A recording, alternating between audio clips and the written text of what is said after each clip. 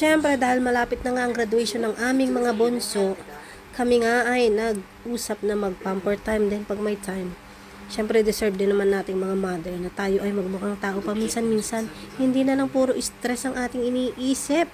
Kailangan din naman nating maganda para tayo magkaroon ng self-confidence para sa ating mga sarili. At deserve din naman talaga nating mga nanay na kahit papaano ay maganda rin tayo. Hindi naman yung palagi na lang tayo naglilinis ng bahay, ng CR, naghuhugas ng plato, naglalaba.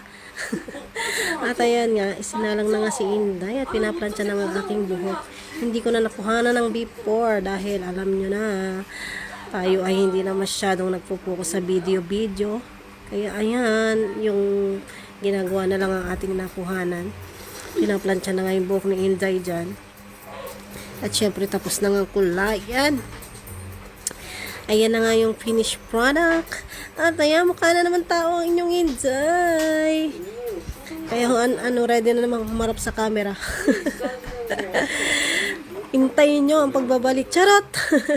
Kailangan pala gumanda para lang bumalik. So ayun lang, maraming salamat sa inyong panonood. Bye!